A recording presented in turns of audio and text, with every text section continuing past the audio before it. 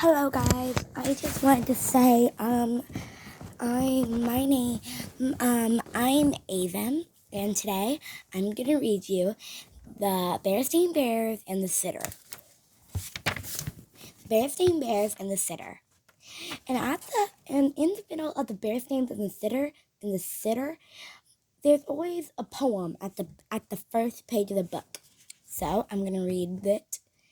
Mom and Dad are going out. Gramps and Gran are too. Who will stay home with the cubs? Just anyone won't do. Now here's the first page. What's this? Said Papa Bear as he took the day's mail from the Bear family mailbox.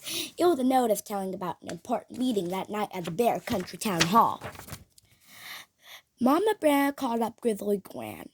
Brother and Sister Bear sometimes stayed up with Gramps and Gran when Mama and Papa Bear had to be away, or with Aunt Maud, or Cousin Wilbur. They're going to the meeting too. Why can't we go with you? Asked Sister, beginning to get a little upset. Yeah, added Brother Bear, because this meeting is for grown-ups only, and besides, it won't be over until late, way past your bedtime. Well, where are we going to stay? The cubs wanted to know. You're going to stay right here, said Mama, as she put down the phone. Alone? Of course not. I rang for a sitter. A sitter, said Brother. Who is it going to be? Miss Grizzle, who lives in the hollow stump at the end of the road, said Mama, feeling much better about the whole thing. Miss Grizzle, said Cubs, not feeling better at all. Once her sister was playing with her friends, their ball went into Miss Grizzle's flower garden. Miss Grizzle wasn't too happy about that. And another time, when Brother was flying his kite, it swooped and bumped Miss Grizzle right on the hat. She wasn't too tickled about that either. Later that evening, after supper, things had been cleaned up. Mama Bear and Papa Bear got ready to go to the town meeting. But who's going to scrub our backs, read us a story, and tuck us in? Asked Sister, still a little nervous about the idea about a sitter. I understand that Miss Grizzle has raised 7 cubs of her own, and I'm sure she's a perfectly good back scrubber, story reader, and tucker-inner. She's not going to scrub my back, Brother Bear said under his breath. Miss Grizzle came walking in the path to the Bear's treehouse, right on the side. There was no question about it. It was the same Miss Grizzle who got bopped on the head with a kite and didn't like cubs, dropping her flowers.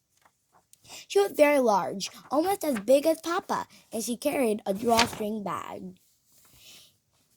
When she got in, "Evening all," said Miss Grizzle in a loud, jolly voice. "What time to waste, and you two, you better skedaddle off the meeting." Miss Grizzle had a strong way of saying things, and folks usually did what she said. Papa and Mama kissed the cubs goodnight and skedaddled. "Woo!" said Miss Grizzle as she sat down into Papa's big chair. "It's sure good to get a load off your feet." She took off her hat and looked into her drawstring bag. There's nothing about somebody looking into a bag that makes cubs very curious. "Mr. Grizzle?" "Yes, what's in that bag?" "Nothing much, just same things I take along when I'm sitting. A piece of string, a pack of cards." Meanwhile, over the town hall, the Bears were getting ready for their important meeting. They would get ready for speeches and arguments about some new laws. But Mama's mind was not on the meeting, neither was Papa's. Mama and Papa Bear were thinking about what's going on back home. "Sister looked a little worried when we left," said Mother. "So did Brother," agreed Papa. They decided to call home and see how things were going. "Things are going just fine," said Mr. Grizzle. "Brother and Sister can't come to the phone right now. They're busy playing skedaddle." "I have a good meeting," shouting cubs. But they say to have a good meeting. After the cat's cradle, they played Go Fish with the card came out of the Mr. Grizzle drawstring bag. And then they played Titty Winks with a special set of winks that Mr. Grizzle had made out of polished stone and a snail shell cup. After a while, the cubs got yawns, and Mr. Grizzle began getting them ready for bed. And she did indeed turn out to be a really good back scrubber.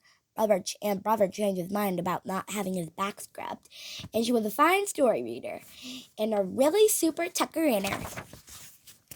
I hope Mama and Papa Bear had a good meeting, said Sister with a yawn, because we had a really good sit. The Cubs had a number of different sitters, and from time to time, Belle Grizzle was their favorite, and they were always glad to see her. The end. The reason I like this book is because it just explains that never tell a book by its cover. Because I know when I was young, I always told someone by its cover, and I always thought someone's going to be horrible. But once I actually got to meet them, I really understood. So that's what I just wanted to say. I hope you have a really good day, and I'm also will be putting on another video. So thanks for watching. Bye.